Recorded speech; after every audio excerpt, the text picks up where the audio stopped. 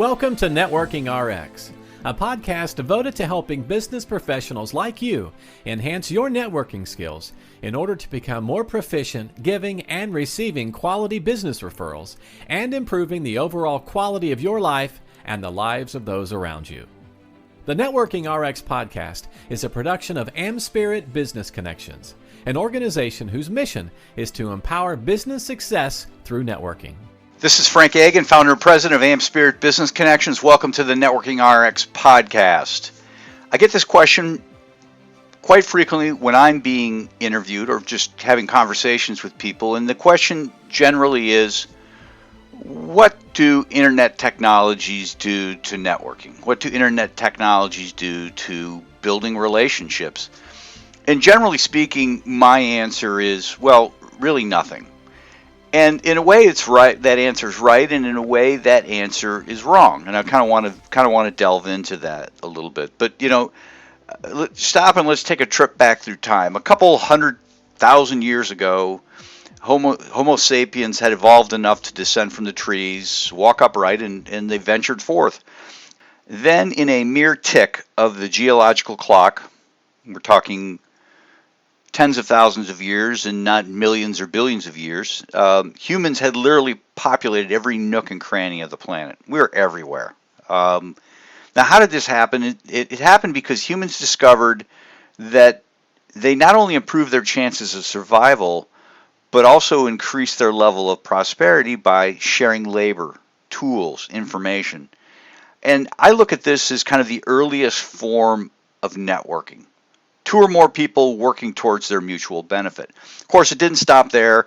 Networking has guided the human race, and there are examples of it throughout history. For example, Betsy Ross was born into a family. She was a Quaker, married into a family that was totally against war, and then she married a gentleman who was all about the Revolutionary War, and so she was ostracized from her family. Basically had to find a new church. She found a new church, found herself in a pew next to George Washington, and that was networking. That's how they got to know each other. That's how she had the opportunity to basically sew the first American flag. You have Francis Scott Key. He was an American citizen. He was neither involved in the military or politics, but he had a contact in the government, and he had a tenuous relationship with Dr. Bean, who is the American doctor captured by the Brits just before they were to attack Fort McHenry. And so he was there trying to win the release of this doctor, and he was in the wrong place at the right time, or however you want to look at it. They kept them captive overnight while the British attacked Fort McHenry, and that inspired the Star-Spangled Banner. And so it's all our relationships. Our relationships have been with us, and they've continued with us, and just the sharing of information and the caring for one another. And so, our need to advance ourselves and prosper has remained constant. We're always trying to improve things. In the 21st century, things are better than they've ever been. Really, I mean, you can be cynical about it, but would you rather be at the beginning part of the 21st century or the beginning part of the 20th century? The beginning part of the 20th century, there were a lot of things that we didn't have. We didn't have penicillin.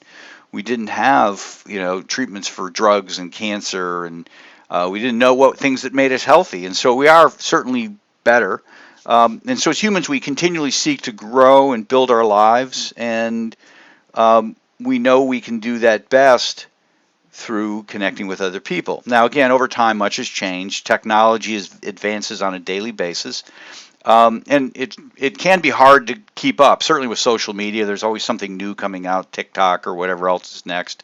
It seems like whatever the parents adopt something, the kids find something new, and that's fine. But what this has allowed us to do, and certainly transportation has helped us as well. In the beginning part of the 20th century, there really weren't planes. I think Orville and not Orville.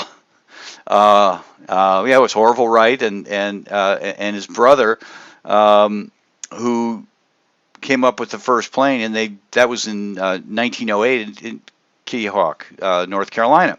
I hope I get my facts straight. Somebody will let me know if I don't.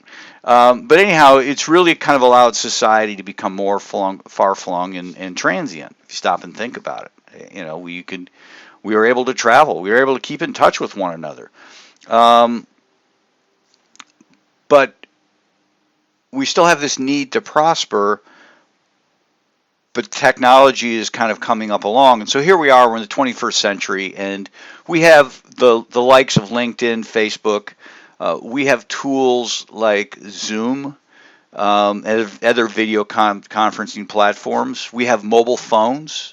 When I went off to college, I might talk to my dad once every 3 weeks. And there were other people who were more frequent than that. It might be every Sunday they talk to their parents. My kids, we're kind of spread out. And I don't say we talk every day, but we certainly text, send pictures, joke around. And it's just, we're more connected than we ever have been. I look at my grandfather. He left Croatia, never saw his parents again. Maybe sent letters, never really talked to them because technology wasn't there. And so, we kind of advance along, and we've got these technologies that allow us to kind of create relationships with people a world away. And I have relationships with people in India, Croatia, certainly during the COVID lockdown, the UK, Thailand. I mean, it's fascinating the number of people and the level of relationship that I have developed with these people. But again, the question is, does technology change this? Does technology change how we network? Does technology change how we build relationships? And it's really a matter of semantics if you stop and think about it. Technology changes how we network. It clearly does. It clearly does, because I have relationships with people all across the world. Now, it changes how I network. It changes who I can network with. Certainly changes the times of day I can network. I could be up 24 hours a day communicating with people. It certainly changes all those things. So it changes. It really increases the breadth of people that I can communicate with. And I don't know what's next after this. I really don't. I mean, you think, back in the early 20th century, someone at the patent office basically said, hey, might as well just close down the patent office because they've pretty much invented everything they're ever going to invent. Well, obviously, that's laughable. Here we are in the beginning of the 21st century. So I don't want to say, I don't know what's coming next. If I could predict it, I would invest in it, and I wouldn't need a podcast. Not that I make money podcasting, but you get where I'm coming from. We don't know what's next, but I do know there's something that's next. And I don't know that we're still going to have a need to build relationships. And I think those are the semantics, right? Networking is kind of the thing we do. Networking is kind of the physical action, or the action of getting out and building these relationships. And social media, internet technologies, Zoom, mobile phones, texting, being able to call, those sorts of things absolutely change how we do it. Absolutely changes how we do it. It doesn't relieve us of the need to do it, so we still need to do it. We still need to network. But it changes how we can do it and where we need to do it. Now, I certainly know people who they don't need to market. They don't need to have any kind of contact with anybody outside of the local community, because that's 99% of their clientele. Insurance agents, for example, might be realtors. They're kind of all in a certain area. Chiropractors, dentists, they don't really need to worry about what's going on in another county, let alone another part of the country or another part of the world. But for many of us, there's the ability to really kind of get out there. But what technology doesn't change, it changes the way we can go about these things. It makes it easier. It makes it easier to have these contacts, to create relationships. but it doesn't change the underlying relationship. And that we still need to have relationships. We do business with those we know, like, and trust. And technology doesn't change that. It didn't change with the telephone. It didn't change with, people had the ability to travel. It didn't change. We still have to have that level of understanding, that level of that, hey, I know this person, I like this person, I trust this person, I want to help this person, and this person wants to help me. That hasn't changed. And I don't know that it changes anytime in the foreseeable future. And when I say the foreseeable future, I'm talking hundreds, maybe thousands of years. Have to remember, this is really hardwired into us. It's hardwired into us to have these relationships. We spent literally eons living in tribes of about 150 or so, people working with one another, developing a sense of know, like, and trust. Thousands and thousands of years, tens of thousands of years, having these relationships, and that's part of our DNA.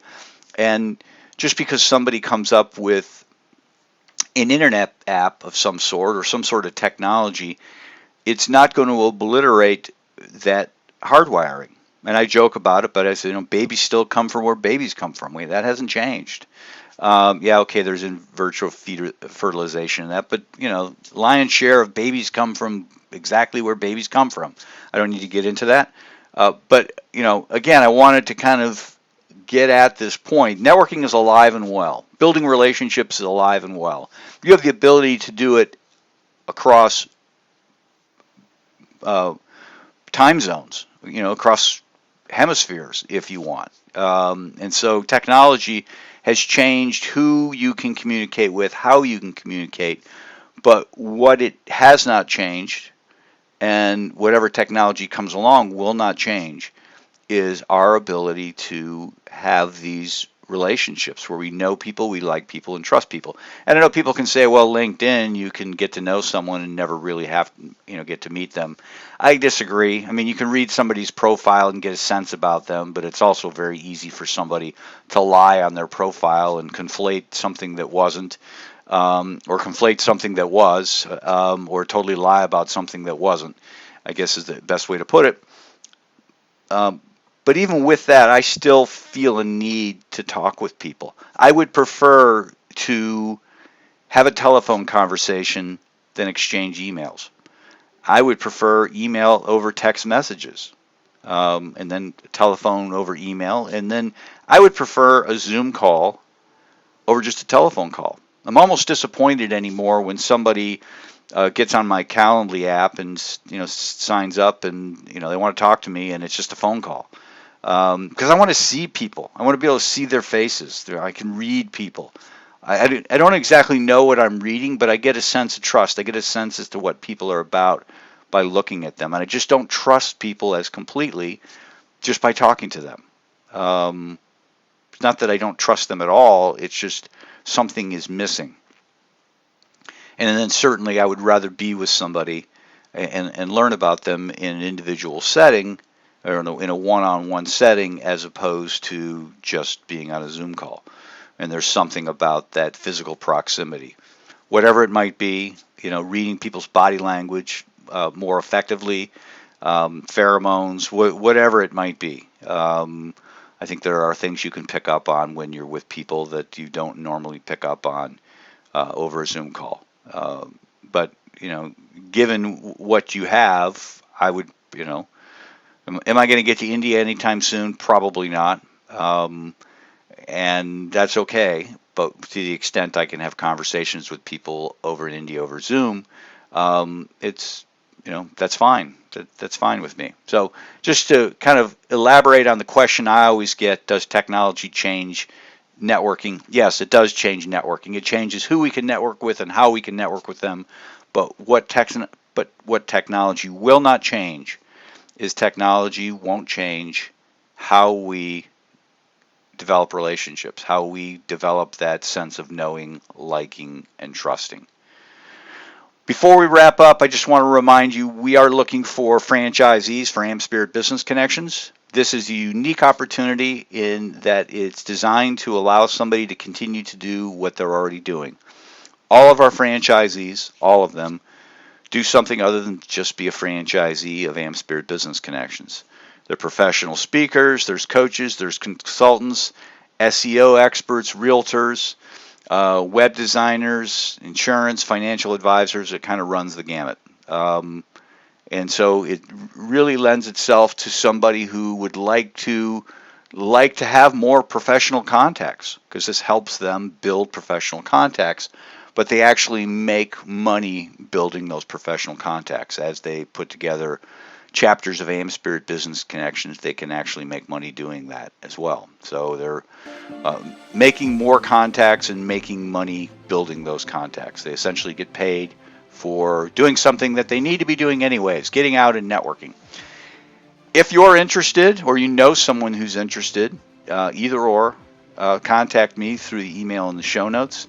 If you're going to connect me to somebody, that would be great. The best way to do that is to send them an email and copy me on the email. Just suggest that the two of us need to talk, and then we can take it from there. And it may go somewhere, it may not. Who knows? But I certainly appreciate those opportunities. Thanks for joining us on the Networking RX podcast. Please put what you've learned into action today and let us know if you have questions, comments, or ideas for future topics. You can email them to us at podcast@amspirit.com. That's AmSpirit.com. Finally, so you never miss an episode, be sure to subscribe to the Networking RX podcast through iTunes, Overcast, or however you receive your podcasts. Now get out and network with someone. The Networking RX podcast is the copyright production of AmSpirit Business Connection. All rights reserved.